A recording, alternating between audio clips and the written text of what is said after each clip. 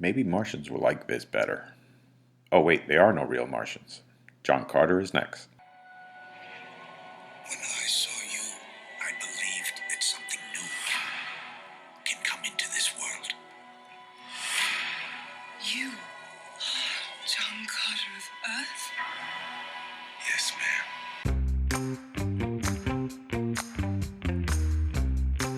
ma'am. Welcome to Fantasy Picks Movie Edition. My name is Robert. With me, I have Joe. What's up, guys? And I have Ralph. How's it going? Nice. How you guys doing? What have you guys been up to? Finding things to go through movies and try to pick them apart and do what we do best. Well, Ralph and I took a nice adventure across the state today. It was great. Oh, look at that. Across state lines or No, literally no. just all of Connecticut. Close enough, though. Oh, now you told our audience where we're coming from. You can cut that out. We'll get Michael Bay to come out and look for us. They're like, I know they're in Connecticut. I know it. Yeah. So anything interesting you guys doing? I'm staring at the new Ghostbusters film on my desk down here. I haven't watched that yet. So You haven't watched it, man. That's such an awesome movie. I liked it. I mean, even though I think it didn't get the best reviews. no, it got good reviews. It got really good reviews. I think it has in the 80s or something on Rotten Tomatoes. Really? Because I thought I saw it like in the 50s, but I could be wrong. I mean, I'll look at that in a moment. But no, that was a good movie. It definitely paid good homage to the original. And then I feel that the acting was pretty solid. The effects were pretty solid. Oh, you're right. It's a 62. Yeah, and I'm also looking forward to just a new movie. A movie what I just finished seeing, or I started seeing, was a Reacher on Amazon. That is it's so great. far, Yeah. yes, so far excellent. Did you watch the whole thing, Oh, yeah. It didn't stand a chance. Ralph? I have not seen it yet. I've been stuck in a time warp of watching The Dark Side of the 90s. The And Dark it's like Side. it's a New York Times documentary series on Hulu that goes like it went over, like, one episode was about the Beanie Baby craze, the internet blowing up in the late 90s and the money that came along with it, and just a bunch of crazy stuff, all the stuff that we lived through. And like the 90s, when you think about it, man, are just kind of the epicenter of the convert. It's like we lived through a time that's equal to the Industrial Revolution. Like, there was such a change in the way life was lived between like 95 and 2000 that I don't think our kids will ever see it. No, like absolutely. And I think that especially with the internet coming online, so many things, of course, have changed so much that it, of course, now is part of our lives with everything we do and every piece of electronic. I mean, the fact that your stove could be on the internet and you can control it from, Yeah. half a world away, but from banking, you name it. I mean, it's just stuff that back then you're like, it's the internet and people didn't realize that. But that alone, it's like you were saying, that, and what else was in there? Beanie Babies, like the Beanie whole Babies. Oh my how God, they blew up, and like and the train wreck that guy tried pulling off. And like, it's so funny because I was in CVS today picking up like greeting cards, and I saw a whole rack of them sitting there, and I'm like, man, because I think it was the Millennium Clock, they retired all of the Beanie Babies at midnight.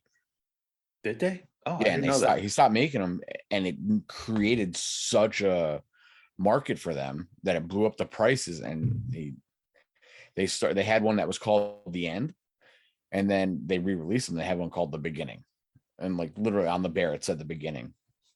And people caught, as soon as he did that, people were like, yeah, no, we're not falling for this crap. And it was all just a giant marketing ploy. Oh wow, that's interesting. No, And he made millions of dollars. Like, you got watch, like, they have all different ones. I was watching. I originally started watching because I had the series called Dark Side of Wrestling, which a friend of mine appeared on, and it was cool to see. And then I just watched all of them, and then it just once that third season ended, it just started like it's like, oh, you're gonna probably like this. And I did. I watched they had 10 episodes for the Dark Side of the 90s. They also have they have series called like the Deadliest Decade. It's all by I think New York Times produces them. Right. You know, that Beanie Babies thing was, yeah, no, that definitely was a scam. I mean, man, I used to see those things all over the place and how crazy people went. I was like, really? You have nothing else better to do with your life. They had to take the logo off the box so people didn't get mugged for them. Yeah. That's insane. Like they were pulling trucks over and robbing trucks for these things. I Like mean, Pogs. Remember Pogs? were people getting robbed for Pogs too? Yup. Yep. I think I got Power Ranger Pogs somewhere. I'll give you a couple.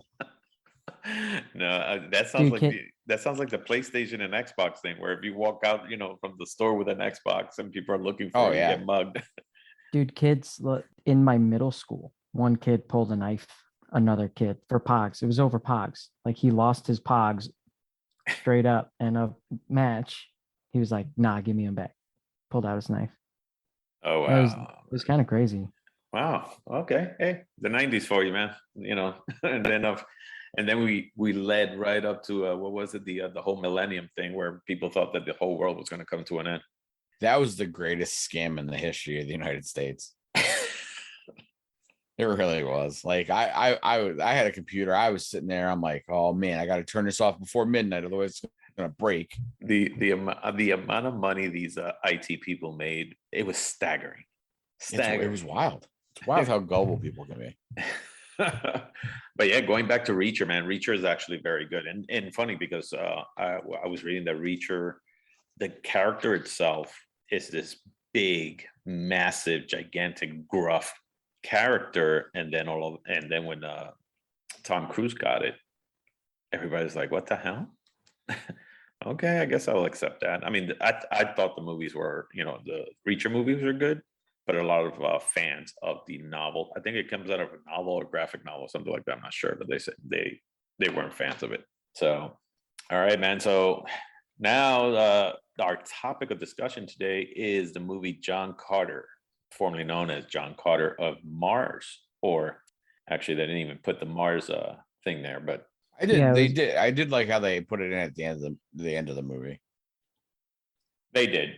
But- Yeah, it was supposed to be called John Carter of Mars, but they pulled that from the title due to audience test scores on a couple of Disney's other movies and stuff like that. They thought Right. it would be better to So pull we'll get back to that. So let me just Yeah. do a quick intro of what the movie's about. So John Carter is a 2012 science fiction movie directed by Andrew Stanton, based on A Princess of Mars, which was released in 1912, the first book in the Barsoom series of novels by Edgar Rice Burroughs. It stars Taylor Kitsch in the title role, Lynn Collins, and William Dafoe. The film is about a former American Civil War Confederate Army captain who gets transported to the planet Mars. Once there, Carter realizes that the low gravity gives him superhuman strength and meets two races, Green Martians and Red Martians, one which he falls in love with by the end of the movie. It is a visual effects spectacle with gladiatorial fights and gigantic flying fortresses. All right, guys. So this film, when I saw it, man, the marketing in this film was, the one thing they said was how it inspired George Lucas and James Cameron, right? And James Cameron actually has said that the book has inspired him to do Avatar. So they say, or so he says. I see Avatar as just a retelling of Pocahontas. But that being said, what are your guys' thoughts on this? I mean, let's start with this first. First, let's start with, do we think that this movie was miscast? I don't really have any issues with anyone who was cast in the movie. Having honestly watched it for the first time, I never watched it in 2012 when it came out. So when I watched it this time, this was the first time I ever saw it. So I understand why they casted the lead actor in the role, especially at that time. He was pretty popular, but I don't really have any issues with what he was doing in the movie. I don't think any of the acting choices were why the movie did poorly. So I don't really see the need to recast anyone. If I were going to, I think it would probably be the female lead. That would be my main choice in terms of recasting. Everything else I think has to do with production and overall direction and marketing as to why the movie failed. You have a thing against Link, what is it, Lynn Collins? Lynn Collins? No, I don't have anything against her. I didn't really care for about her character at all. Nothing drove me to even really. I wasn't that invested. I cared more about the alien leader's daughter Sola than Deja. So I Right. thought John Carter and Sola had better chemistry than John Carter and Deja, and that was supposed to be the love of his life. So Hmm. that's where my main issue lies. How about you, Ralph? I think you're crazy. This is the best Lynn Collins has ever looked. I think if they would have broadcast and Because of the flashed- skimpy outfit, is that what it was? no, the outfits, the costumes they had in here were awful. Like they just didn't make sense. Like the one scene where they dress her up for the wedding, like she looks awkward in it. And like when she moves, it doesn't move. It just looks awkward. It's like something that somebody would go to like a store to buy a dress. They would see themselves in the mirror and be like, no, I'm good. And like she just didn't she's a good looking woman. Like it didn't flow right. It didn't move right on her. And like I was like, man, like the costume design, some of the costume designs were good. Like what were the three the children of the goddess, that the one that was played by Mark Strong, and like their costumes, those costumes they looked like ridiculous. It looked like something out of like a Saturday Night Live skit. But you got to remember that they are following so in the book itself, from what I was reading, and I never read the book myself, so I got I'm gonna, as a disclaimer, I never read the book. Right. But I was following some things that saying that in Mars everybody was almost pretty much, they didn't take clothing, I guess, either seriously, or they just didn't have that much clothing on them. So Right. so in the book, I think they're almost pretty much half naked. So I Okay. think they tried to follow that and it just came off. Well, it's not even like the aliens and stuff. Like honestly, like when I was having a conversation earlier with Joe, the aliens I think look better than some of the stuff from Avatar. And Avatar took how many years to make? Right. This movie was made relatively quickly for the type of movie that it is. But so back to the casting, I think honestly, I think everybody was good except for Mark Strong's character, who's the main villain, because as soon as he was on the screen and he gave the guy what was the weapon basically, and then you Right. don't know what it is because it just looks like a root. I was like, oh, he's gonna be the main bad guy. Like I shouldn't have that. Like he's so typecast as a villain that it's like he shouldn't have been made the main bad guy in this movie. They could have put anybody else in this way. It wouldn't. I think it would have flowed better if you didn't know he was the bad guy.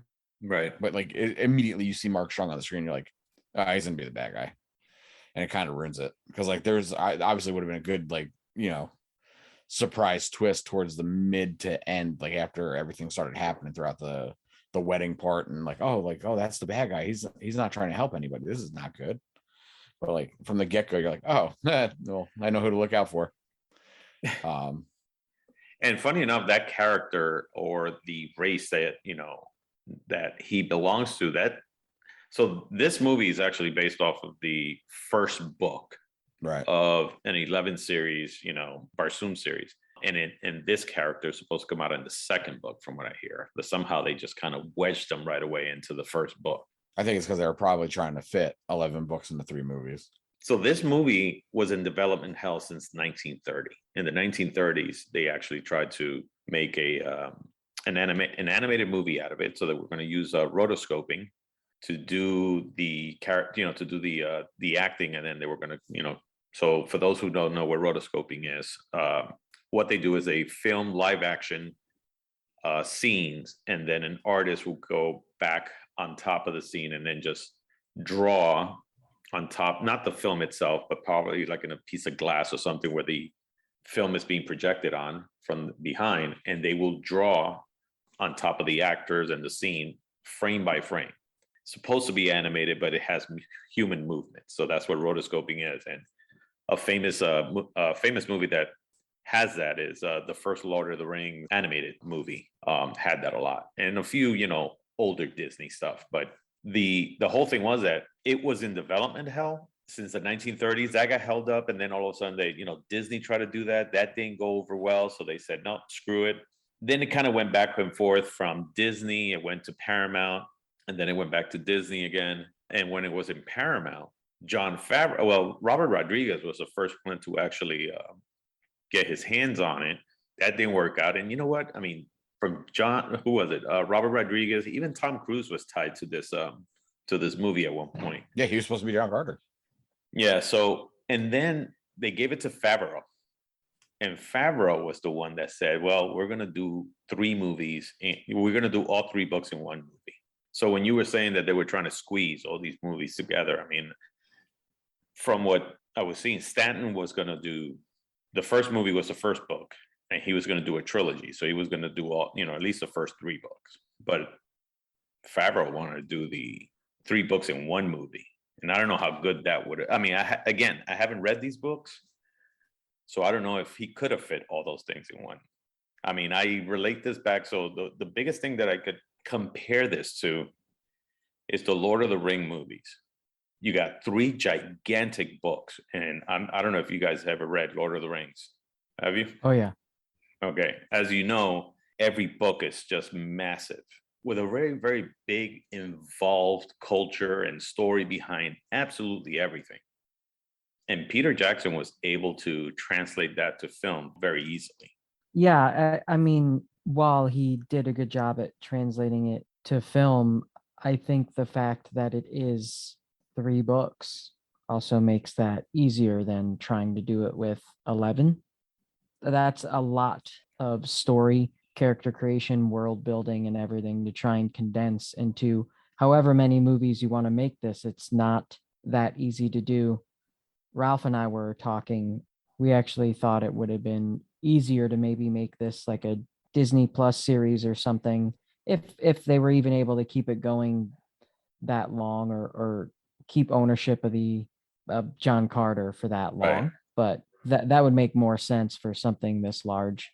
That said, I understand what they were trying to do. Again, I just think it was the execution of all of it that didn't really work out in their favor, especially with how it was marketed. I don't think they did anything right to drum up the anticipation of what this movie was supposed to mean for Disney as the start of a new mega franchise, which is surprising because obviously Avengers was just about the start. So maybe they didn't quite understand what they had coming down the pike, but John Carter didn't do what it needed to do for them. And in fact, lost them over $200 million. 200. So, I mean, so the budget on this, including the marketing, reached $350 million, right? The movie itself, just the movie itself, was, I believe, $263 million. To put that into perspective, the first Lord of the Rings movie, Fellowship of the Ring, was only, I believe, $93 million. And that came out, I believe, in, what was it, in 2001 or something? 2001. So the movie comes out in 2001. You have a director like Peter Jackson, who again took a book that has been around for such a long time. He stayed pretty much almost true to the book, and he was able to accomplish that with $93 million. And when you watch Lord of the Rings, you can see the scope of what that movie is. I mean, it just looks massive. The worlds look incredible. The characters are very well fleshed out. And now you have this movie, 260, and when I watched this movie, I'm like, where the hell did the $263 million go? I just don't understand how he spent that money. Spoiler alert, it wasn't the character development.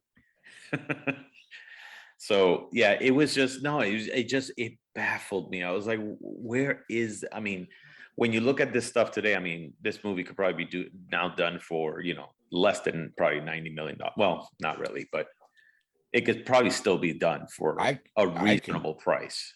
Yeah, I could tell you where all the money went. It was in the CGI. I guarantee you, like probably almost $200 million was in the computer graphics.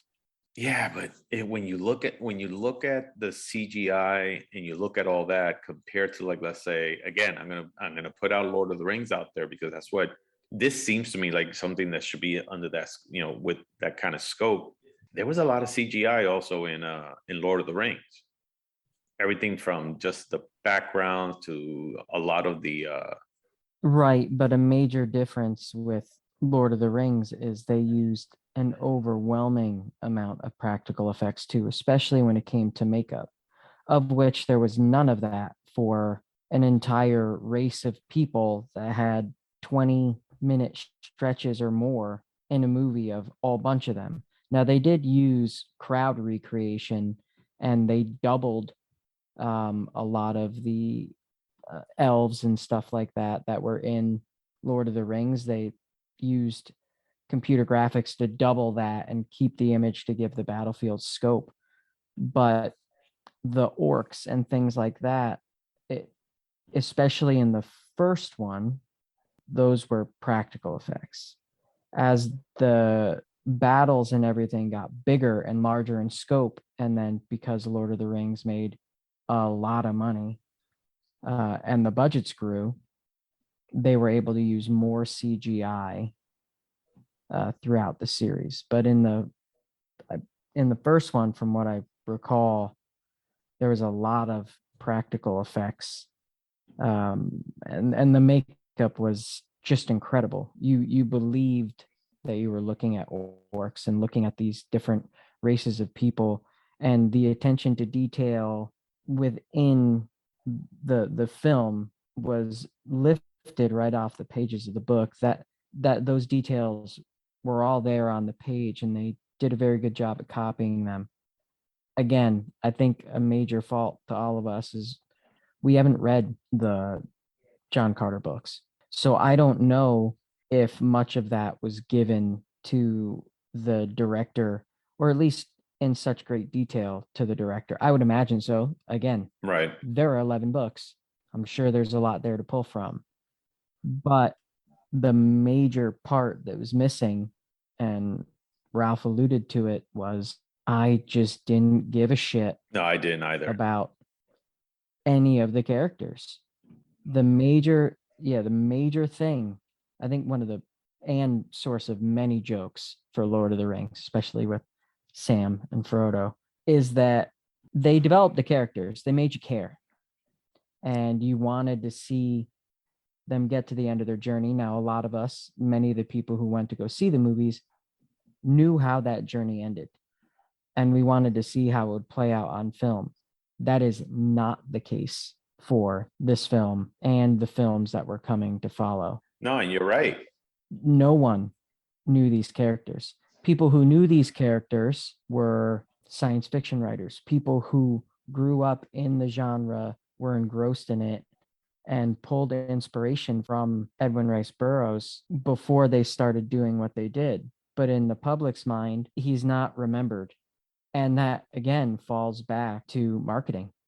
How do you not mention that he's the creator of Tarzan? I just don't understand how you miss that. They are two very, very different pieces of fiction, but people know Tarzan. They do. And people might have gone, let me see what this is about. And then if they even did that, they might have known, without having Mars in the title, that, oh shit, all these movies take place on Mars for the most part. Yeah, just changing the title would, honestly, like, I would have never thought to go see this in the movie theater if I just heard the name. I like, give it something a little more catchy than a person's name. Yeah, I think it would have made a ton of sense to name the movie John Carter, Princess of Mars, similar to the book that they were basing it off of. And then at the bottom of the poster or advertisements or whatever it may be, go, from the creative mind of Edwin Rice Burroughs, the author of Tarzan. and the 11-book series John Carter of Mars. Right.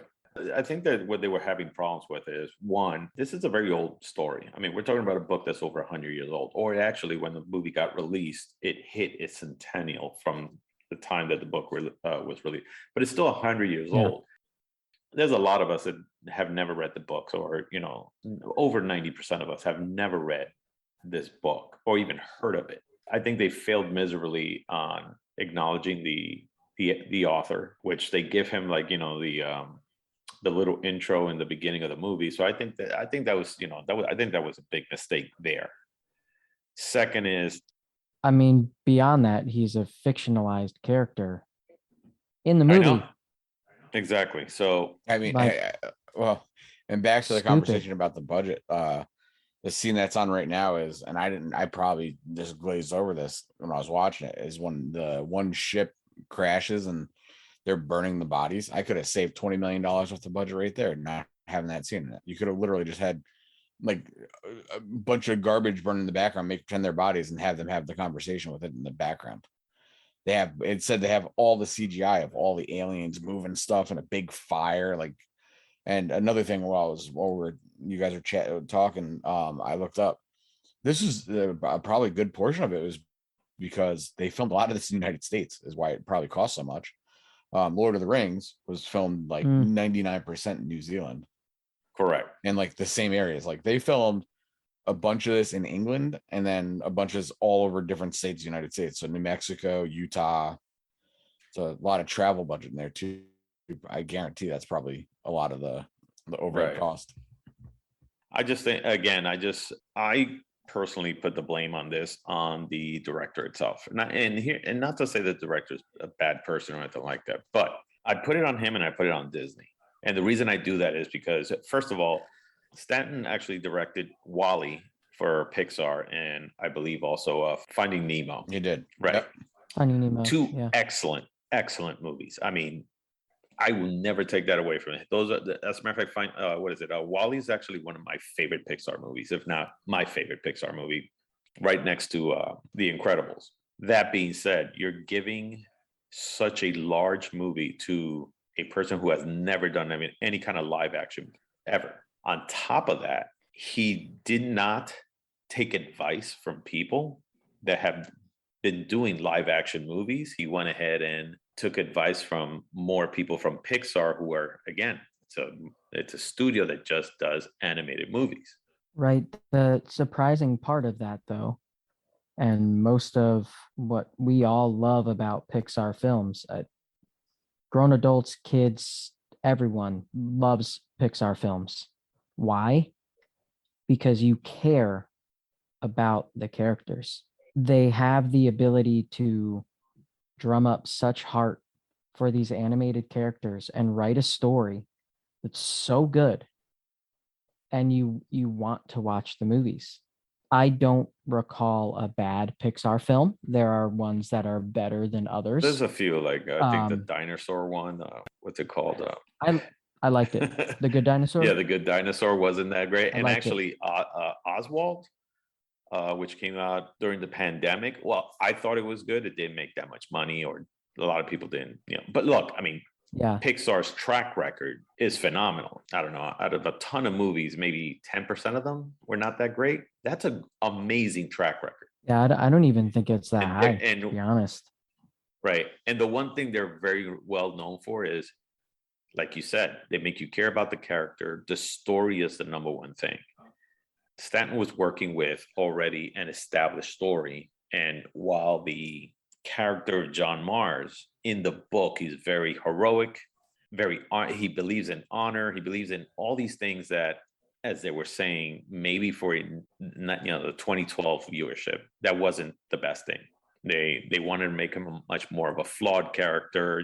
Again, it's very hard for me to pinpoint how this story should have gone. Do I think? I think way over budget. I think they gave it to the wrong director, and some of the actors, like I said, he didn't make me care for the actor at all, for the character. I don't Whatsoever. think that has anything to do with the actor choice. I think it's the writing that led to issues. It made it so that a lot of the character development fell flat, and it made for some pacing issues in the movie. I don't think the way that the world was introduced and the turmoil that's going on Mars and John Carter's backstory, I just don't think that was tied in well. Not to say Right. I did find the movie enjoyable, especially if we're putting it up against the last movie we just did, which was Pearl Harbor. This was a much more enjoyable movie. I actually didn't think it was that bad. I don't think necessarily it's deserving of how poorly it's viewed in history.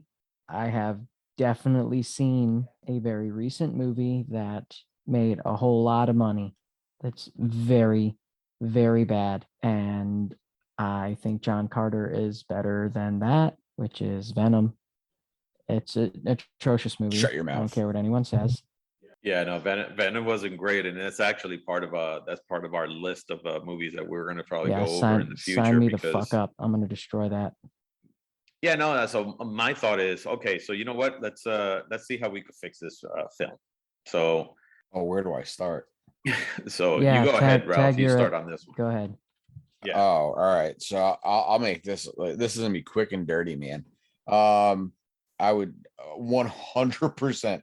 Like I don't know anybody that any of the producers like just anybody out there would do better than the producers that did this movie. I'm not going to get into that because like those people aren't very well known for the most part, except for like, you know, when Michael Bay produces a movie or Peter Jackson, stuff like that. Like I'm not even going to go down that tree. Oh man, you got people like Jerry Bruckheimer who are Right, producers. You yeah, got like- you got famous producers, but then you got the rest that are sometimes not known. Yeah.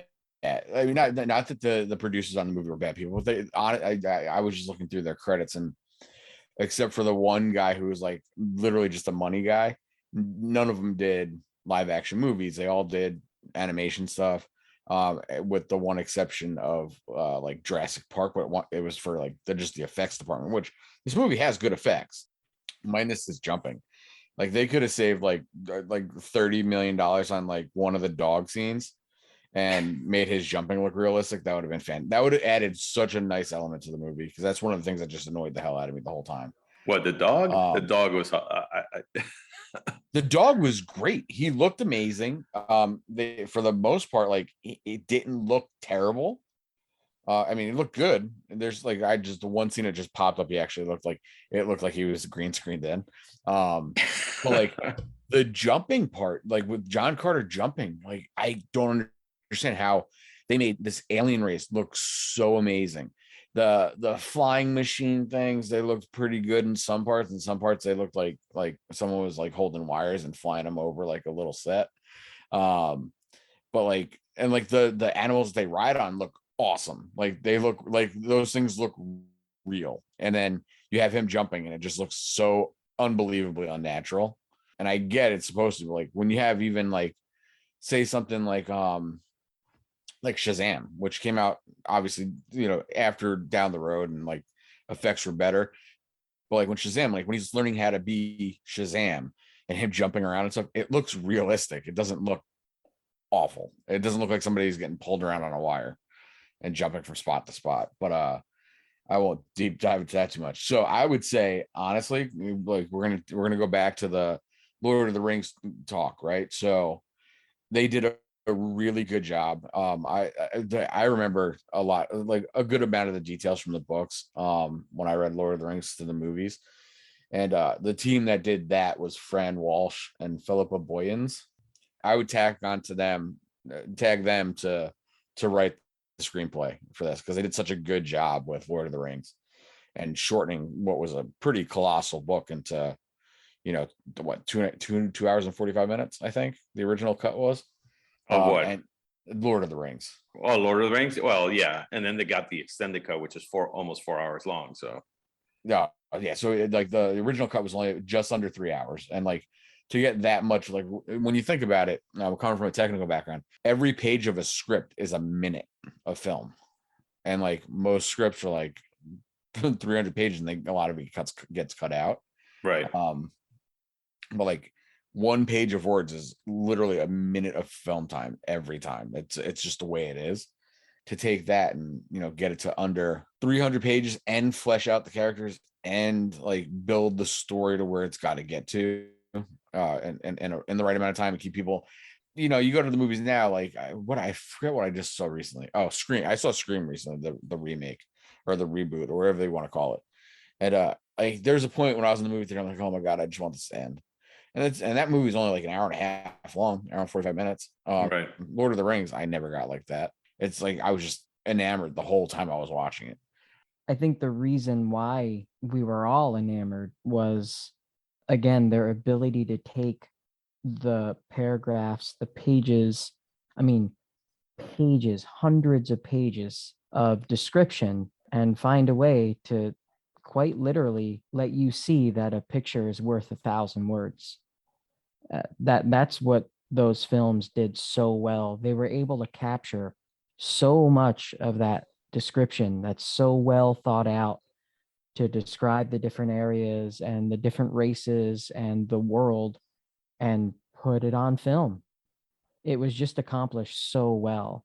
And I cannot speak to how that was done in John Carter because I haven't read the books. Right. And the one thing you were saying about that, and on top of that, I'm going to put on, it's like you said, the Lord of the Rings novels, which have so much information and so much background story.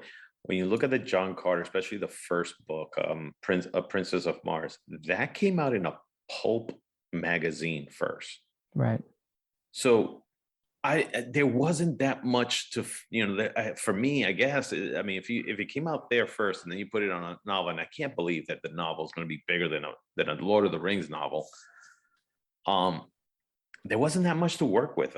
I think there. I mean, of course, what people that have read the books have said that there's a lot of detail in the Burroughs books when it comes to John Carter. Great. I don't think it's as much as Lord of the Rings. It's 326 pages. Is it really? Mm-hmm. And how many pages is the Lord of the Rings? 423. The first one? Yep. Yeah. 423. Yeah, they're around, okay, so the trilogy overall is, I think, 1,200. 1,200 1,200. pages. Just shy of 1,200 pages.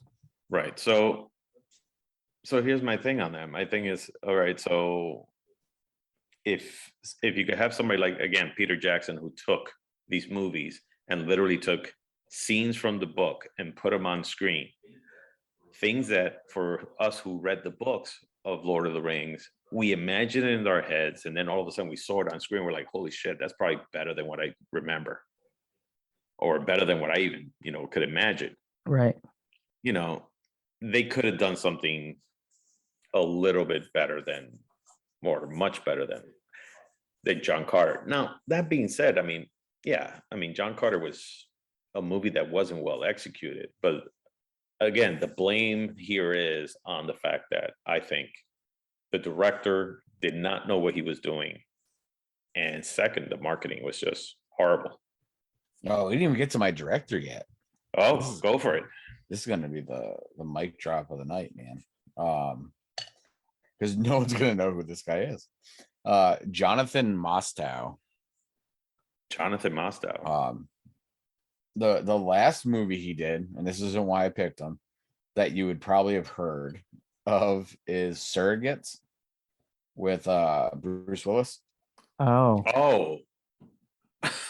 So the reason I picked him is we're going in the Wayback Machine, 2003. He directed Terminator 3: Rise of the Machines. And the reason I picked him is because of his like incredible use of physical effects and like how he was able to make stuff without CGI look incredible. Now, granted, the Terminator 3 is not it wasn't a cheap movie. That cost they from what I was reading, it's still one of the I don't know if it's still the same to this day, but it's one of the highest cost movies, independently made movies ever at $183 million. That guy also did Hancock. Hancock, Did he? tucking me in. Yeah, he did. I liked that movie, Hancock. too. I thought it was good. I thought it was Where do you see that? I looked it up, bro. Was he? Well, dude, he didn't direct it though. He produced it. Yeah, Yeah, he was a producer on it. Yeah, no, again, look at Hancock. Like that had special effects of him jumping, and it didn't look like shit. So I'm really stuck on the jumping part because, like, literally, that's the first like what in the first 15 minutes of the movie, and I was like, oh man, I'm in for a long 2 and hours. that's Then funny because you know, it came out 4 years earlier. Yeah, really, 2008. All right, so this is a part of our show where just like we were saying that we're trying to make the movie better. You're thinking that director would have done it. I still think that they could have just picked Peter Jackson to say, hey, listen, I know you did this already, or not, hasn't even done actually Lord of the Rings. They did. Dude, Oh 2001, yeah, it was 2, and 3. 2001, right? So right, you're right. What am I yeah, talking dude, about? I still can't believe that this came out in 2012. I'm actually switching them around because it feels that way. But no, I would have gone to Peter Jackson and said, listen, what you did with that movie, I want you to do with this. Can you do that? I'm sure he could. Did he want to at that point? I think that's probably the better question. I mean, he was probably involved, heavily involved with The Hobbit by then. I don't know. When did The Hobbit come out? 2012. 2012. So he was busy He doing was that. busy making more money. He was like, fuck y'all. I'm getting them ducats. That's what he said. That's right. He was like, "Fuck this, man! Listen. I'm writing the first 3 films and now doing this one." But yeah, no, exactly. If I were going to make any changes, as I already said, part of the marketing problem was they said there wasn't enough star power. I get it. That being said, I don't think that's really fair to Willem Dafoe. I would have kept Willem No, Dafoe. no, I'm I'm not saying, saying that. of course. I'm just saying, Oh, back then, I mean, yeah, no, I mean, Willem Dafoe nowadays, yeah, of course, big time. Was he big back then? I mean, Yeah, he was still Spider-Man already big. came I out, mean, he did it was not? still, yeah, exactly. So But I think when they were, but I don't consider him an A-list. I don't consider him a box off like an yeah, actor that you put on a movie. he's not a leading man, but he is He's not exactly. a very good actor. He can be, but he is not the type that you could put him on a movie and say, "Hey, this is the reason I'm going to go out there," or it could be marketed with him being in it. And I mean, he's still a great, phenomenal actor. And I think for that part, he was fine. The new Spider-Man would not be the movie it is without him. Oh, without him, yeah. Oh, I mean, that part was awesome. But then again, that's the MCU. That was him. He said he wouldn't play the character unless he got to do his own stunts and the character the way that he wanted to. And they said, well, you got to be in the movie. And he goes, them the rules. So he was great. So I would leave him, but I'm just saying I would leave him too. Good actors in that movie. And here's what I would do.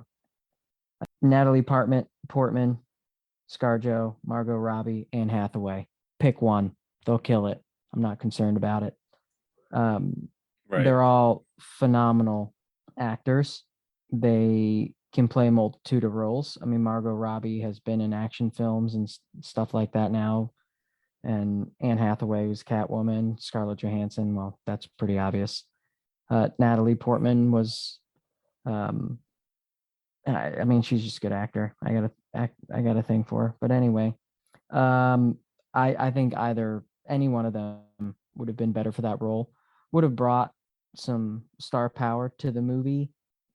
Probably would have detracted from the leading man a little bit, but maybe it would have helped. Oh, that depends on what leading man you put in there, because I mean, so the character is supposed to be so the John Carter character is supposed to be in the Confederate Army, which means he's basically a Southern character. Right. I think somebody like Leonardo DiCaprio, who has played Southern characters before, I think he could have done that part the way he to portray that part of it much better. I mean, Taylor, while he's Canadian, does go on to play or have Southern roles in his other acting right. ventures, but I really don't think he's the problem. He's got the look for it. He's 5'11", I guess in the books. He's supposed to be like 6'2" or something, but he's 5'11". Mhm. He's close enough. He's yoked. I mean, dude's always been in crazy shape. I don't think And I think that's one of the reasons they picked him. I think the writing let him down. I don't think he's the problem. I don't think he lacks the ability to be a good actor. I just think the writing was shit. So That's mild. it wasn't good, man. It just it Dude, the first scene that they're talking about oh what's the princess's name Deja. when she's talking to her father in the room. It's literally it's like a lost scene from Macbeth on stage, and I'm like, oh my god, would you please stop? Like, it was just so overacted with the because of the writing. It wasn't because like she was saying the lines right. It's just like they wanted her to convey this emotion. It's like, holy Christ, just like no, just change Well, it. Change it now. It was Kieran, just way too, like there's too many. It seems like there's just way too many cooks in the kitchen trying to do something, and like even I'm looking at like you gotta definitely watch the movie. Like, you have it on in the background while we're doing this because it's pretty incredible. Because like the scene I was just watching, it was framed like an animation movie, and I'm like, you couldn't change like every scene from the part where they're in the river is framed like an animation to with the characters. It's to wild. to what you just said though, and Rob, it's Kieran Hines, by the way. The guy who plays her father, it's Kieran Hines. He spends an outrageous amount of time acting in theaters.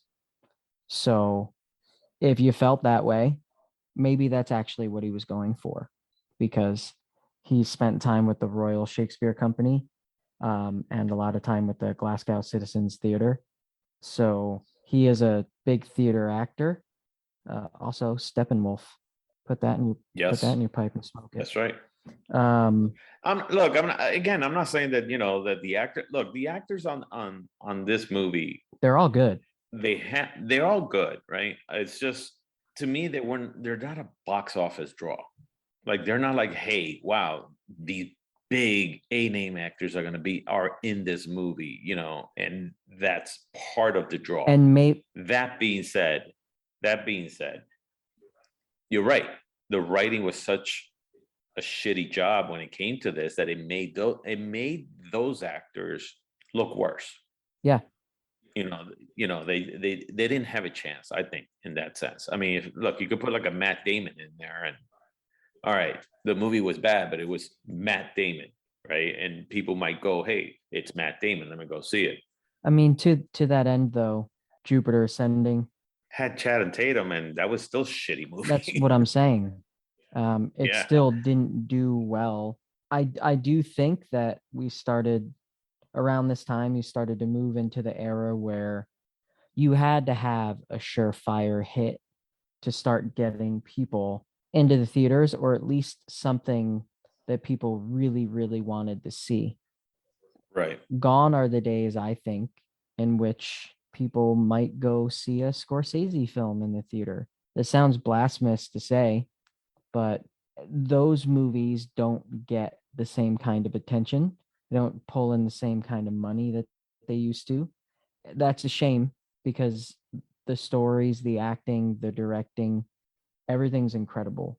But I don't think that's why people go to the movies anymore. In an era, right? In an era that we are like in today, well, yes, you're right. Like, maybe a Scorsese film, it's just hard to be a juggernaut. And nowadays, these studios, what they're looking for is like, hey, what's the movie that's going to make me $600 million, billion. $700 million, or A $1 billion. billion, right?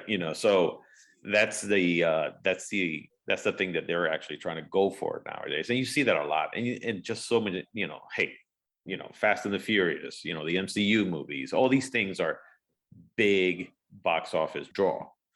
where, you know, it just attracts a lot of people to come in, they see it, they like it, you know, it's 2 hours of mind-numbing stupidity Yeah. sometimes, and it's great. Something, no, but how can I say, you would think, yes, but when I watched Dune is a very cerebral kind of movie, and it was still great, and it did absolutely great. Phenomenal cast, great story, filmed very well, and that's a book that's also, you know, a book that was written a long time ago, and a movie was made. And when I watched the movie, it's a hard movie to watch. The older movie, of the first movie of Dune, with especially with the visual effects and some of the things that are in there. But when you look at the new Dune, it's like, holy shit, that is awesome. That was a great film. Right.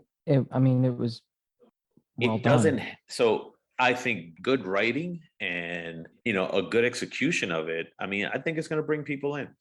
You know, it's just this, and nowadays, especially with a lot of books, because there's a lot of IP out there from books that most of us have not read. You know, like I never read the Frank Herbert Dune books, but I love the movie. Is it different than the books? I don't know, Yeah, but I what's still up, love the Rob? movie. No, yeah, no, the same effect. Like I read the Crichton Jurassic Park novels. Were they better than the movies? Yep. But were the movies incredible? Yep. Like Yep. it doesn't it doesn't change being able to, like, there's sometimes, like, when I have friends that, you know, I went to, you know, film school with, stuff like that, that sometimes they can't separate like technical and just enjoy something. Right. It's just like sometimes, like, I like going to, like the perfect example, like I just said, the last movie I went and saw was Scream, and like I just wanted to go and like get the same like feeling like in '96 when I saw it the first one, and that's what I You got. wanted the I mean, nostalgia. I thought it was like, because I knew what was going to happen, like it felt a little drawn out. But you know, sometimes you just want to turn off and just being entertained and just call it a day. But in the terms of John Carter, I also want to be entertained with stuff that looks like costumes that they didn't get out of my He-Man toy chest when I was a kid. Sure. Yeah. Like there's like literally like any of the Black Series Marvel stuff or Star Wars stuff like would be better costume stuff than what they have on in some of these scenes. And it's really this could either be a detriment to this or helping, but I don't know if I should always watch the movie as we're talking about it, because like I start to hone in on little things and get a little too critical. But like again, to Right. Joe's So- point, like I Yeah. enjoyed the movie. I wish they spent more time building up his character in the beginning of who he was, and then because I loved the end. I loved how they played the end out. I thought that was great. It didn't feel rushed.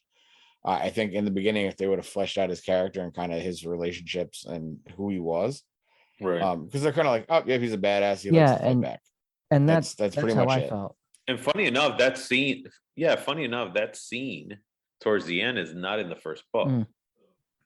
Yeah, So that part was very well written. I think the whole thing on how, you know, and spoilers if nobody has seen this movie, because if you're listening to this podcast, it's because you've seen it. The fact that he did not, first of all, he did not die, and then he tricked the that alien race. I forgot what the name of that alien race is, but that alien race to kind of revealed itself so he could get that gold medallion so he could go home. I thought that was actually very well written. Yeah. That was but and you know what, the beginning, especially with Bryan Cranston, the beginning of the movie with Bryan Cranston was actually very good too. I thought that was not Yeah. bad. It's the whole Mars part that just fell apart. And in the book, and get this, in the book, John Carter knew he was in Mars as soon as he went there. So he didn't have some that like which was kind of strange, I thought, but he didn't have to have it explained to him. It's like, oh, you know, this is Mars, and you know, this is Basum is Mars, and Jasum, I think, is Earth, and you know, there was that whole part there, which is fine because for somebody who never read the book, who Right. gives a I shit? think someone went back and had to add some writing in places, maybe to explain that. I don't know. Right. But, one of the main things that I wrote when I was taking notes is just a better approach to character building, much like Disney's Marvel films or any of Disney's films. It doesn't have to be a Marvel film.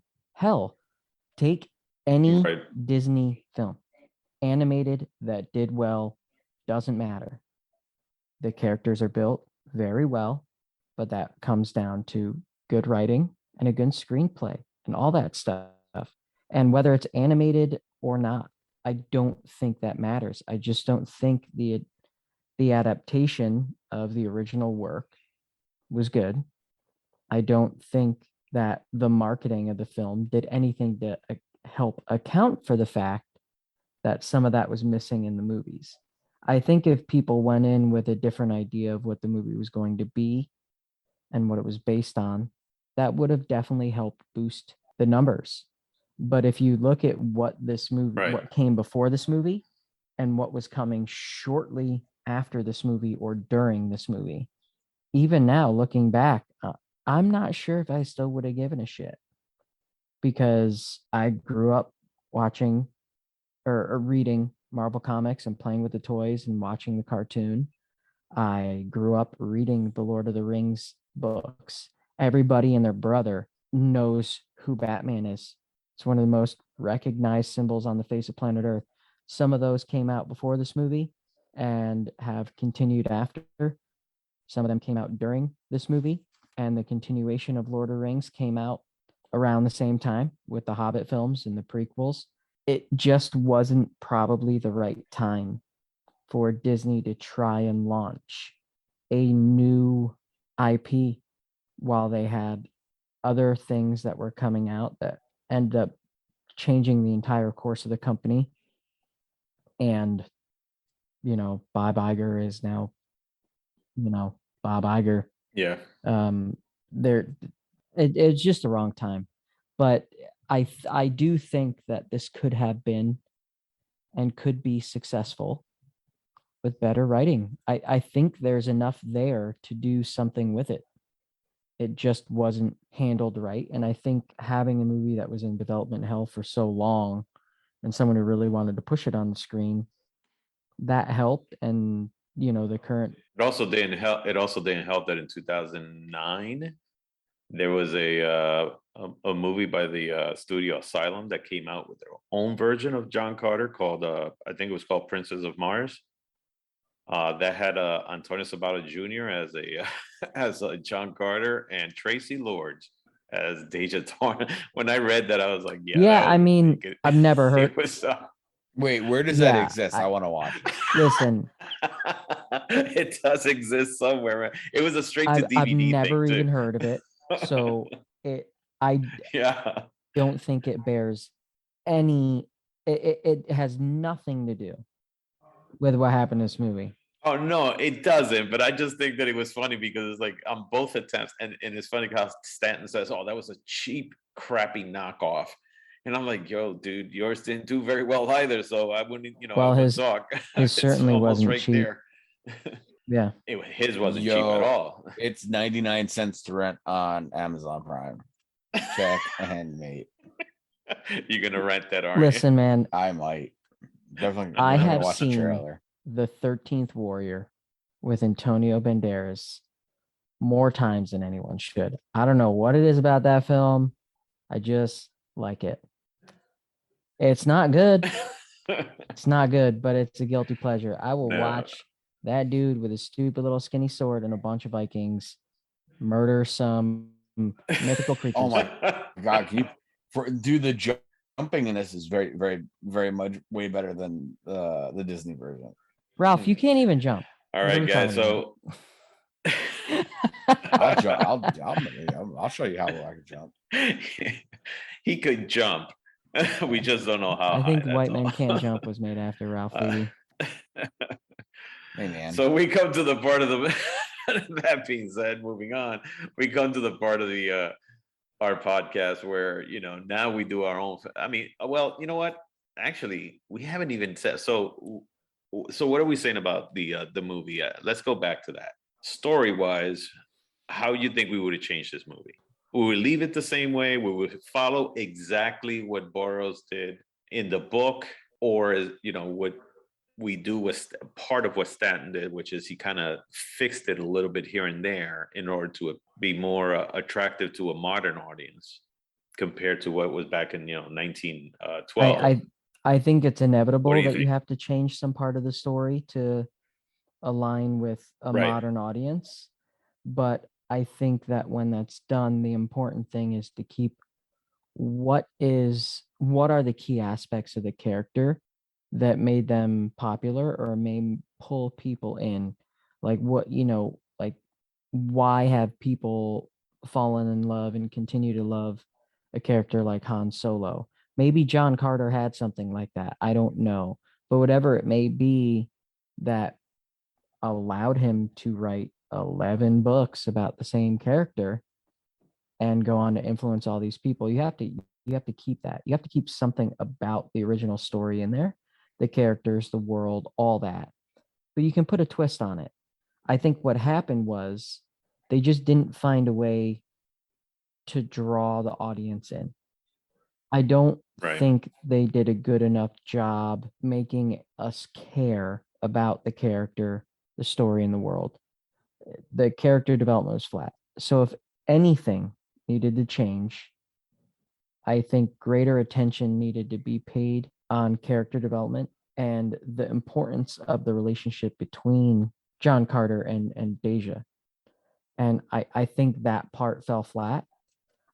That probably would have fleshed itself out better if we were able to have the sequels, but we never got those because the first one didn't do well enough and we didn't get the chance to see what it could be. I mean, you didn't think they fleshed it out enough that like he was riding on that animal behind Deja and giving her the boner boat while he was thinking about his wife and child burning when he was back on Earth. Oh, yeah.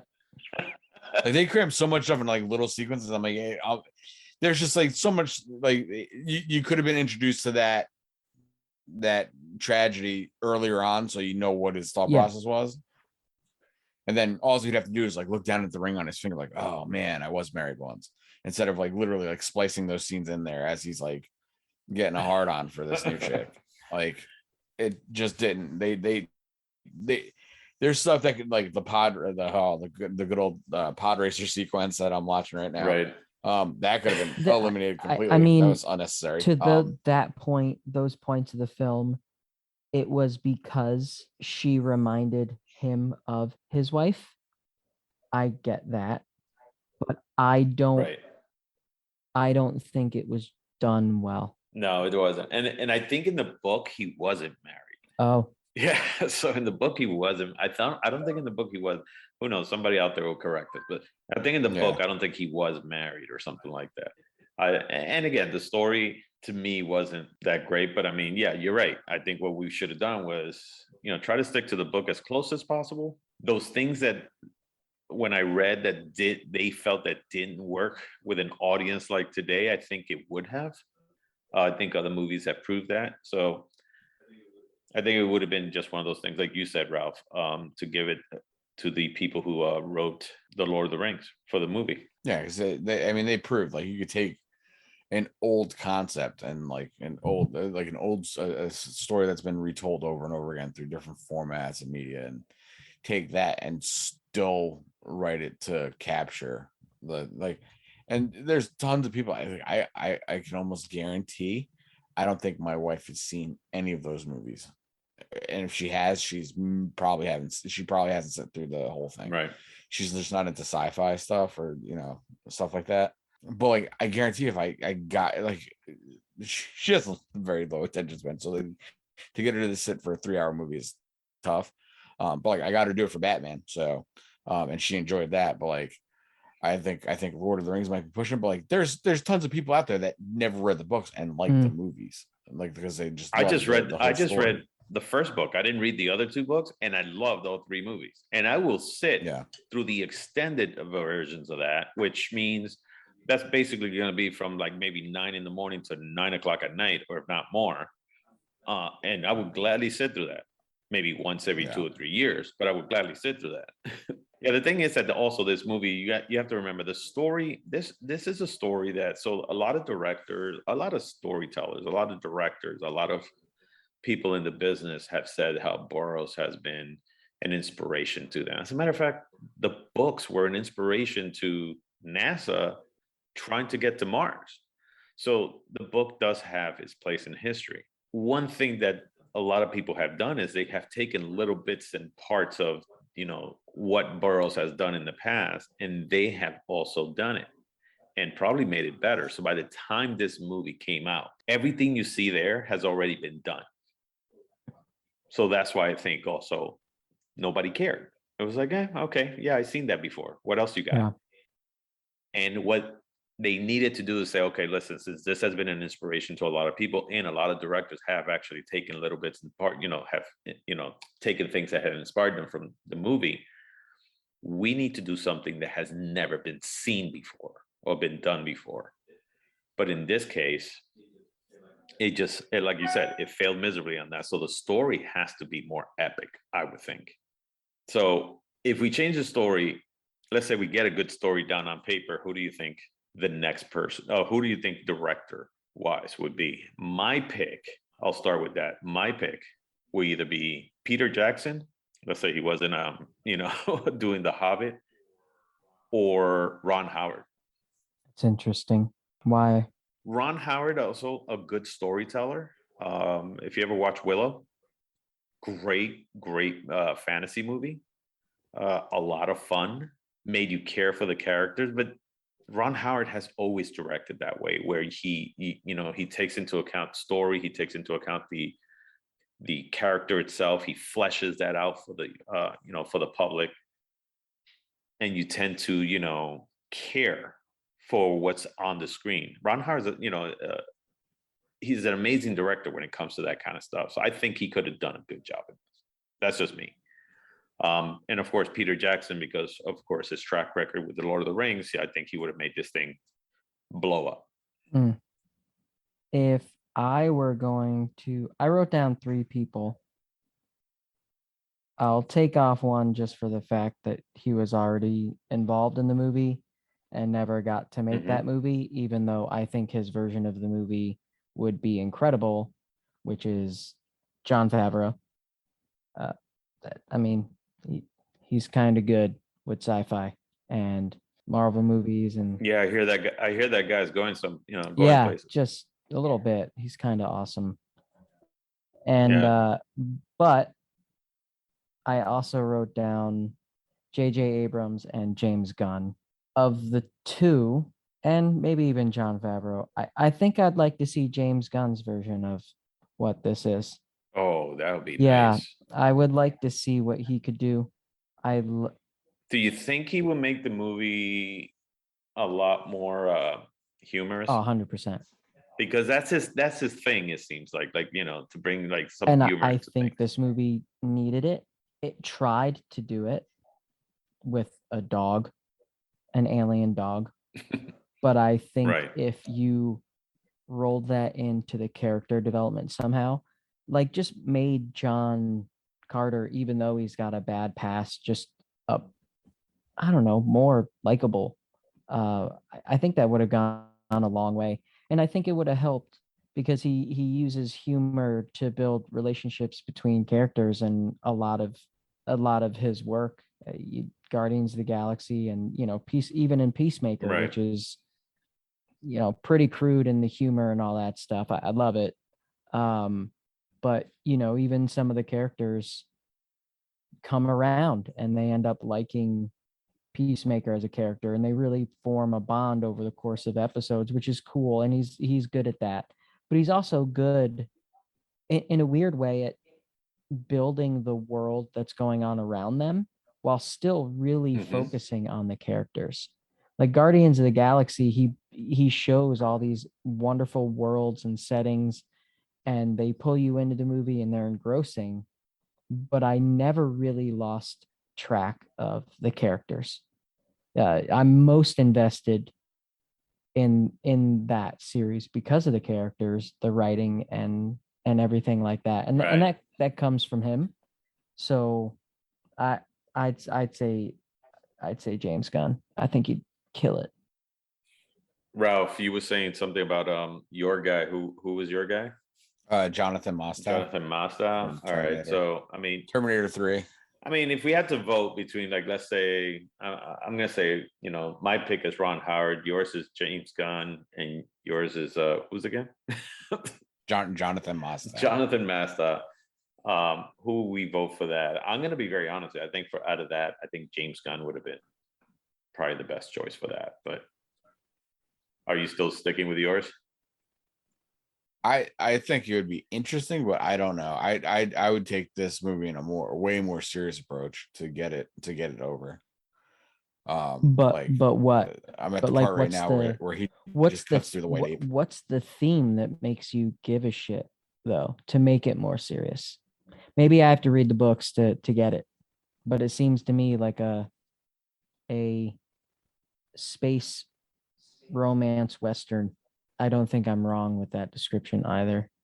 No, you're not. But like, I think, like, like the part right now where he's battling in the Coliseum, he basically becomes Jeddah of the whatever race. The I think a grittiness to the movie would have helped and taken away some of the comic stuff. Like, as cute as that alien dog is, man, I just some of the humor Well, stuff. I'm was not. just- Yeah, I'm but not remember this. saying Remember, humor this is from Disney. I'm not saying humor from a Yeah. dog. I'm saying humor in the characters, and that's what James Gunn does. Yeah, I'd actually care more. Yeah, no, 100%. I feel like I said, I think it would be interesting, but I think I would want something more. So, like, I think Ron Howard would make a grittier version of this, and then you have a lot more character development on it. That I think I would like. I picked Mostow just because I think he would do a good job if he was given a good script and the same budget. Like, he could make it look a lot better, Right. in terms of the actual overall production, versus like some of this looks amazing, and then it's crazy how varied the values look when you go from like section movie to section movie. Like, the scene I'm in right now looks incredible, but then you can go something 3 minutes earlier and it's like, how did this make it into the movie? It looks unfinished. All right. So it seems like in the director part, we're kind of like divided in a few things, but I think James Gunn. I think that to me is a better choice than Ron Howard in my opinion. But so the next thing I would say is, studio wise, do you think Disney should have stayed with this, or like, do you think the previous studio was Paramount? Do you think Paramount would have done a better job? I know that they had it for a while, and they just couldn't do it. And then all of a sudden they just decided to abandon this whole project and just concentrate on their Star Trek franchise. But do you think something like either Paramount or some other studio? Because I think Disney, I'll give Disney this much, and it's like, they're a great studio and they turn up a lot of great, a lot of great films out there. But a lot of their films, like especially the tentpole films, tend to be cash grabs and merchandise, magnets. And this was not that. If you were going to try to make a movie that you can also capitalize on the merchandise, this was not the movie for that. So what? I bet you there was toys. Hold on, they had to have had John Carter They toys. I'm sure they did. I'm sure they did. Doesn't mean that it was, a success. Let's start with like the green Martians. Those green Martians with the big tusk, while it's a really cool design, they're not attractive. And I don't think they're attractive to young kids to have as a toy that they want to, it's like, oh, I got to have that. Right. I could be wrong. The dog was the only thing that you could have probably made as a plush animal and people would have liked. They made it. They made a vinylmation out of the hatchlings from the beginning of the movie. The hatchlings were cute, right? But the grown-up version of that they were not. So they made a ton. Like, I'm not seeing like toys, but they made a lot of figures and stuff. And Oh wait, It just wasn't there's a something lot that of could be. It just was something that was marketable. I think maybe that's just me that way. But yeah, I think like studio wise, I don't think Disney would have been the one that was good for this. It would have been if they would have taken a different direction, and but at the time, I think something else, maybe like Paramount, Universal, could have probably done something where, like you were saying, Ralph, it could have been like maybe a little grittier or something where a little more humor or something like that.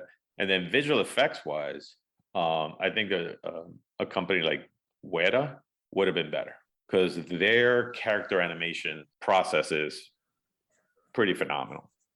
I think Paramount did the Star Trek movies, the new Paramount one. did.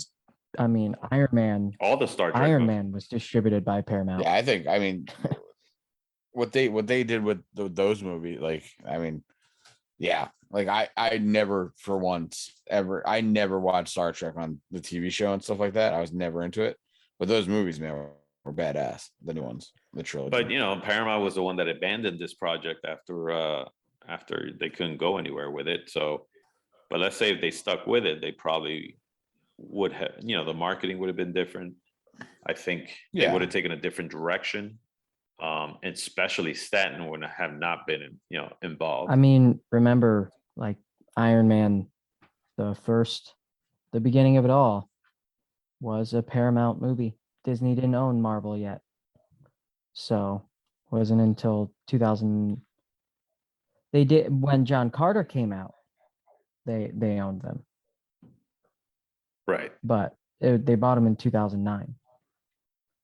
So Iron Man came out in 2008. So you have I think Paramount would have been a good fit. They also did some of the Terminators and stuff too, I believe. Right. And then on the so let's say Paramount is doing this. Let's say, like you were saying, James Gunn would have been probably directing this. Visual effects wise, like I said, it has some really good visual effects. It definitely does. In the character animation side, I think Weta does phenomenal jobs when it comes to that. I think even better than ILM. I could be wrong, but their track record with Gollum, the Planet of the Apes movies, I mean, they do that very well. And I think the design of the Green Martians would have been different. I think that is a part where that's the part of the movie that the aliens with these giant tusks coming out of them. As soon as I saw them, I was like, that is not a very marketable character. I can't see that being on the store shelves and kids. Oh, I want that. I think that was pulled from some of the original drawings and maybe some of the storyboarding that might have been done by Favreau, because he pushed pretty heavily to make sure that the aliens were like 15 feet tall or something like that. Like he right, which that. they're in the book, and that's not a problem. I don't have a problem with that. I just think I think there could have been a different approach to that design of the Green Martians. I don't know what, but I don't like, to me, that the design of the Green Martians was just kind of like, all right, yeah, is what it is. But it wasn't something where I was like, that's really cool, or that's a cool alien or something like that. So, and then and makeup wise, I mean, if this was gonna be practical effects, I don't know if at the time Rick Baker would have been in the scene, and Rick Baker being probably Hollywood's most famous Hollywood makeup artist. So I think like his crew would have done a phenomenal job doing practical effects or the practical makeup out of I mean, this. I don't even think you really have to go much further than whoever like Peter Jackson worked with for Lord of the. I mean, for Lord of the Rings, yeah. No, you're I'm right. pretty sure they won a couple Oscars for that. So yeah, not just a few. Yeah. And I think also, so location wise, the original location for this, or one of the locations that we're looking into this was the Australian outback. I think that's probably Listen, I very mean, expensive though too. they probably have better tax credits than, Maybe, than everything being maybe, filmed. but Yeah, a who lot of knows? a lot of those areas are also protected. So there could have been other things that, No, there's been yeah. movies that have been made out there. The thing is, again, Joe, it's $296 million or whatever, Yeah, or it was 86. it I'm was not sure, but it location. If they did everything in the United States, I'm sure they would have been like, where am I getting a tax credit from? right. So, and budget wise, I honestly think this could have been done for less than $100 million. Yeah, probably. If it would have been done for less than 100 million, if this movie, the way it looks now, and somebody said, hey, we did it for less like $98 million or whatever it is, Disney could have come back and said, okay, you know what? We did make a profit, but that wasn't the case. True. And score wise, so here's the funny thing about the score. The composer of the movie was Michael Giacchino. And what little awards went to this movie, and this movie did get nominated for a few awards. So the ASCAP Awards, the Annie Awards, Nebula Awards, Golden Trailer Awards, International Film Music Critics Association, Saturn Awards. Out of all of those, the only one that they won was because of the score. And that was it. And I'll be very honest with you, I listened to that entire score. It did not knock my socks off at all. Mm. So I think somebody like, I would say like Howard Shore for the score. He's also the guy who did Lord of the Rings also. So, I mean, honestly, we could just take the entire crew from Lord of the Rings and just say, hey, don't go home yet. You got another movie that you got to make. But I think he would have done so, because when you listen to these big tentpole movies, the music has also a lot to do with it. When you listen to Lord of the Rings, you know that you're listening to Lord of the Rings. There is a theme to that. When you listen to Star Wars, it's the same thing. When you listen to everything from, like, let's say even Superman, Indiana Jones, Jurassic Park, and I know that I'm throwing a lot of stuff that John Williams has done out there, but they all have a very recognizable theme. This movie did not have any of that. The man's a great composer. I just don't think that, again, there was nothing memorable. If I could at least said, hey, man, let me hear, if I could say, you know what, the movie sucked, but the score was awesome, I would have given it at least that. But that, I didn't even get that. So I think score wise, I probably would have given it to, Howard Shore, because he also brings an old Hollywood feel to it, but also has great themes.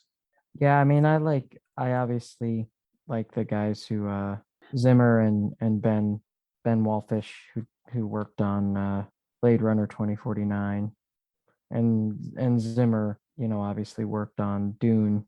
Right. So those, I would like to see them do something.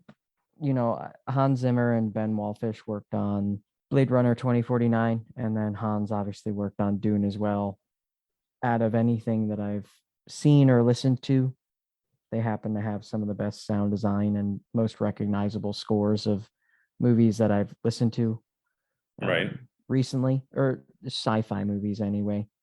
Right. So, I mean, I know they get put on, well, especially Hans gets tasked to do a lot of things now, but there's a reason for it. There's no mistaking that it's. Yeah, no, I mean, the god of composing, John Williams basically retired, and I think he's going to do one last one with the next Indiana Jones movies, and that, I think that's definitely going to be his last one, because the last Star Wars was supposed to be his last movie, but once Spielberg announced the Indiana Jones movies, he said, "Yeah, I'll do those." Mm. All right, I mean, what do you think, Ralph? No, I agree with what you said about the score. Like the score was not. I was gonna ask. I think it might just because I was watching it through streaming, but like the audio was pretty rough. It wasn't terrible. It wasn't terrible. It wasn't the worst thing I ever heard, but like it didn't stand out. Like I sat back, I turned on the butt kicker, hoping for some good action sequences, and like Your butt It kicker didn't didn't. do anything. Huh? Didn't do anything. Yeah. It didn't do nothing. Yeah, it did nothing at all. And then when you said score, like I'm like, I don't remember any music from it. I don't remember music being in And it no, at it's all. it's not So memorable. It's nothing that sticks out that I could go, wow. At least the score is really good, yeah, and Yeah, I it doesn't add anything nothing at all. like Mad Max, right? Right. Like if you Mad Max Yeah. Fury Road, dude, I mean that it's integral to the movie. Correct. Correct. Also, that movie was filmed in Namibia, so that's where this movie should have been filmed, That was filmed where? in Africa. Ah, Namibia, it's a country. yeah. So And that's what I'm saying. So so the score itself wasn't some. And I sat down today and I listened to, I would say, 80% of the score, and not one time I could say it's a good score, very well executed, but nothing memorable about it. I just didn't think that it didn't do anything for me. Nothing it didn't give me an emotional rise, nothing like that. So yeah, so I think something like maybe either Hans Zimmer, or like I said, my pick would have been Howard Shore, because of the what he did with Lord of the Rings, which really makes those films stand out. There's nothing about what this guy did. So, and then music wise, do you think this movie would have benefited from maybe some pop artists to put some music in there? No.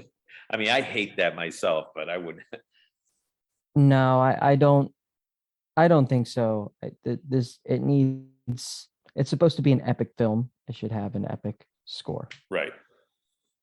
It's not a time period piece. It's not like a Scorsese movie where it's set in a clear time where he always ties in music from the time period and stuff and does very well. This movie just needed an epic Right. score. So here's the other thing. So now, all right. So definitely we redo the story. Director wise, probably somebody like James Gunn. Studio wise, maybe Paramount. Effects wise, maybe do something like the Weta Workshop. Makeup wise, if we did put any makeups in there, it would be somebody like Rick Baker. I think he would have done that pretty good. Location wise, honestly, that could have been anywhere that the location scout felt like it looked like Mars. That could have been Africa. That could have been in the Australian outback. Could have been in Arizona. I mean, whatever. So that part right there, I mean, I don't think it really matters. Budget wise, definitely keep it at $100 million or less. And score wise, I think somebody like Howard Shore would have done a good thing for that. Now comes our part of our own fantasy picks for this movie. Is that something that you feel that maybe directors and actors from different eras would have done anything about it? Or the only thing that I could think on my end would have been maybe somebody like Andrew Garfield, as the For Carter, for Carter. I don't think he's not big enough. He doesn't. I mean, he would need to work his ass out. Jason Momoa. Ralph, you have something to say. Go for ahead. it, man. I like that one. Yeah, no, I think Jason Momoa would be awesome as John Carter Shit, that's really before Aquaman.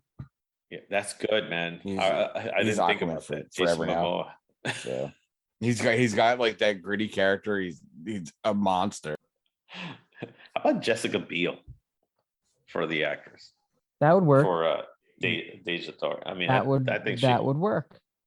I Yeah. think she would have been great. How about Tracy Lords? Shut up. Shut your mouth. I'm gonna watch that this weekend. I can't wait. So, I mean, yeah, look, I think Jessica Biel would have been pretty good. Yeah, that was one I didn't think of. She'd be very good. I think she would have been excellent in that role. So, I mean, honestly, when it comes to our own fantasy picks, this is a hard movie to actually do that with. Yeah. Part of it is because part of the cast, it's actually a very good, they're very good actors. Sure. Were they cast in the right film? No, that's how I feel. I think there could have been other actors that maybe could have bring these characters to life a little better. But that all has to do with the, with the writing too. So Yeah, I don't, again, I struggled with this part of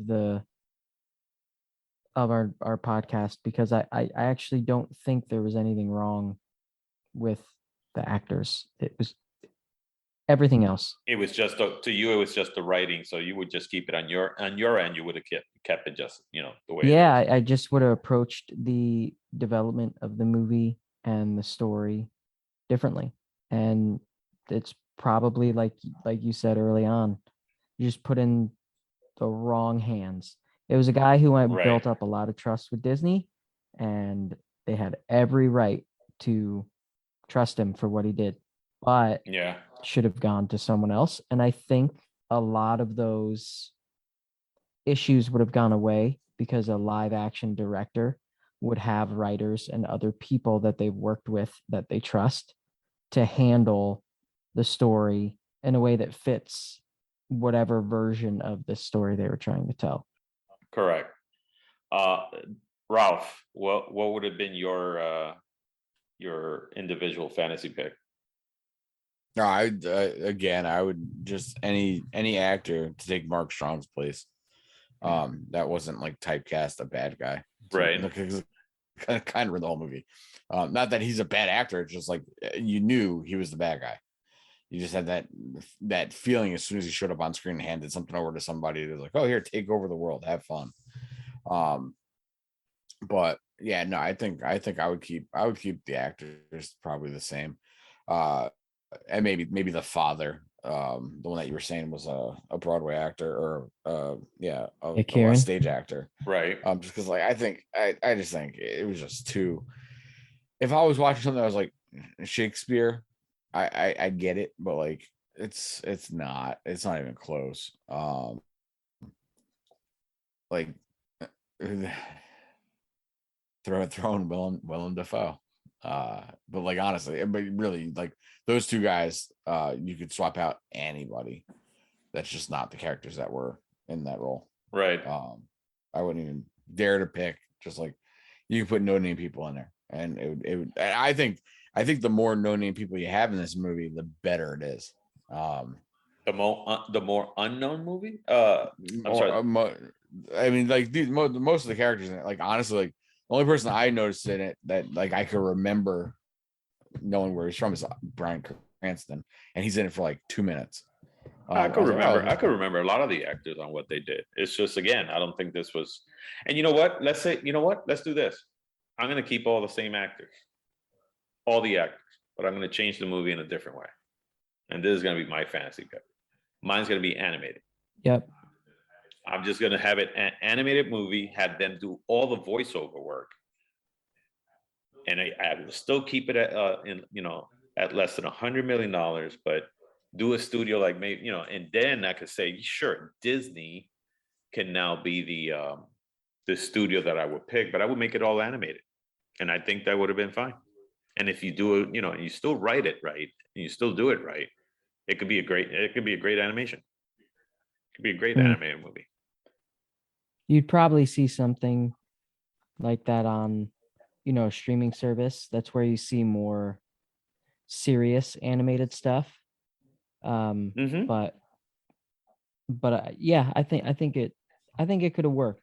I think it, it's Yeah. easier to create the world that you want, and tell a story sometimes when you're doing it digitally. So, And with that, you could do it any animation style you want. So it could be everything from either a very Disney-esque kind of, the look of Disney type of animation. Could be 2D, could be 3D.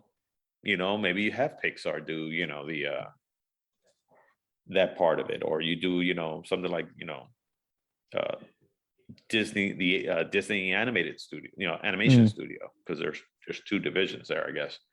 So you could do something like that where it could have some really nice, it could have a really nice look, and you're like you were saying, just do it through a streaming service. I think it would have been great. And hell, not even that. I'll give you one better. I would make it make it look like the Arcane series that came out in Netflix.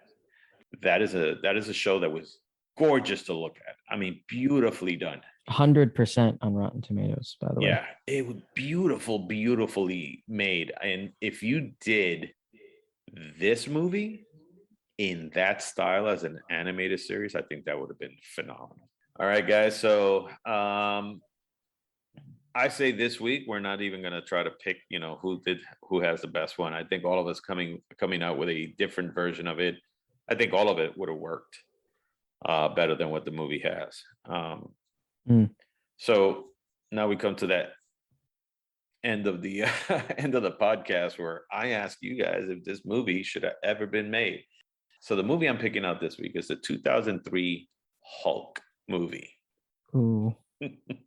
Should that movie have ever been made? No, I know people that worked on that movie and they hated it. They said that what was the director's name again? Ang Lee. Ang Lee.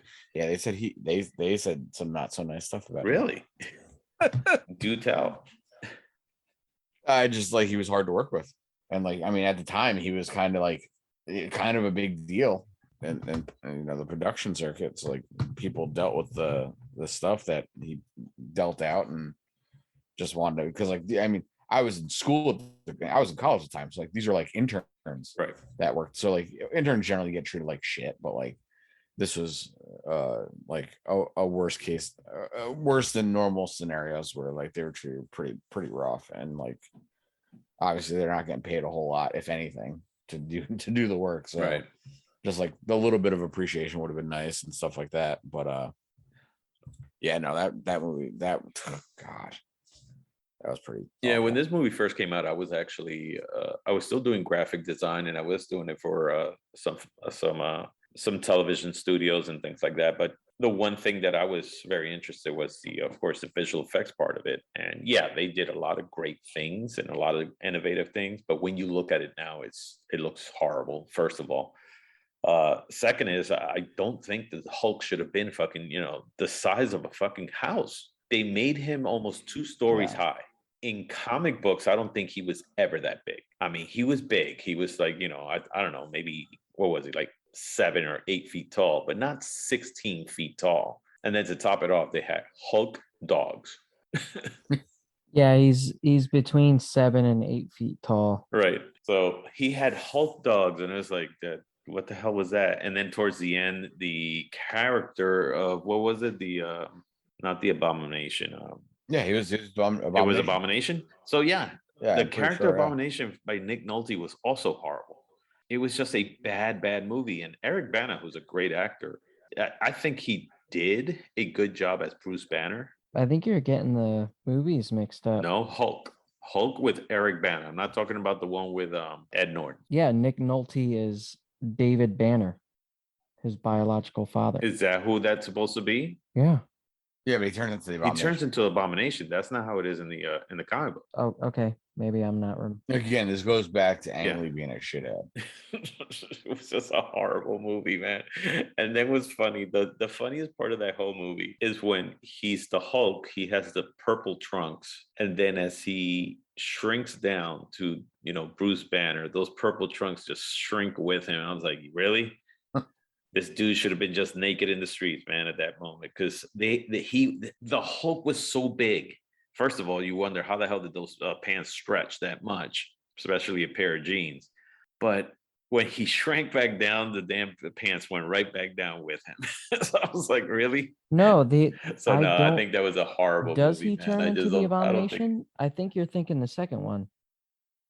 He turns into something at the end. He's Like, not the that's- Abomination, dude. I'm telling you. He's not the Abomination. He's based on the Absorbing Man and then another character that's like Dax. Yeah. Well, the fucking that's movie's an right. abomination. That's so right. move on. You're right. What? All right. Well, sorry. Just wanted to be right. I 100% knew you guys were talking about the wrong one. I didn't know a lot about Hulk the character. I mean, I liked it. I saw the animated series as a kid. My parents used to watch the television show. Television show was great. but like I don't know. I was probably too young at the time to find anything egregious. I thought it was just cool that Hulk was on the screen. I wouldn't have gone into it with the same critical thought that you guys did. Hey man, you and me both, man. Don't get me wrong. And I think I haven't watched it since. So I'd probably think something very differently now. In passing, I've seen number 2 a couple times you're talking about the one with Ed Norton. with Ed Norton, right? Yeah. I didn't think the, that I didn't think that was a bad movie at all. but the first one, I don't recall not liking it. I think I was entertained and I enjoyed it. It'd be interesting for me to see it now. I think they had to make a Hulk movie. I think it's a character that can draw people to the screen. Knowing what has been made now with the Avengers and having Hulk, I mean, not as engrossing of a character as Captain America and stuff like that, but in Thor Ragnarok, I mean, that was great. That was just over the top, but it But was still good. The problem with the Hulk right now is that because they're owned, or at least the film rights are owned by Universal, MCU cannot make a standalone Hulk movie. okay, So that makes sense. the agreement is that they can use the character of the Hulk as long as it's in a movie that is it with another character. So like Thor Ragnarok honestly was also a Hulk movie. And it was based off of the comic book series. What is it called? Not Werewolf Hulk. Where he was actually sent to another planet. Yeah, no, I which was a great run, phenomenal story. So, but they couldn't put that alone in its own movie. That would have been a great movie just with the Hulk alone. The problem is that because of that agreement, so they had to kind of integrate that with the Thor movie. But yeah, I think when it came down to it's Planet Hulk. Planet Hulk, World War Hulk is he comes down to Earth and he basically devastates half of a New York City or something like that. Where's the giving Joe the finger movie? Listen, I'm just over here fact checking. I knew Rob was. How the hell did you do that? I knew Rob was right on the right There's path, the reaction button. and I just couldn't remember what it was because I also saw the animated version of it, and the animated thing was Planet Hulk. So, boom. I wish this had the same features as Teams, right? Because you like on ESPN. I have that feature on my end. Oh, son of a bitch. So it's based off of Planet Hulk, which is actually a great movie. But again, they can't do it by themselves. That would have been an awesome movie. But the agreement is that if they're going to use the Hulk through the MCU, it has to be done with one of their movies. Got it. So, all right, guys. So that is pretty much the end of our podcast here. Hopefully, next time we could have something better than John Carter, of course, that we could criticize. John Carter, I think this was a movie that was just hard for me to review. The fact that it was in a book that's over 100 years old, and I can't relate to that book, and trying to see how it could be made better just was hard. But hopefully, we covered a few points here and there that some people might agree with, and if you don't, hey, everybody has their own opinions. Anything you guys got going on before we leave? Virginia.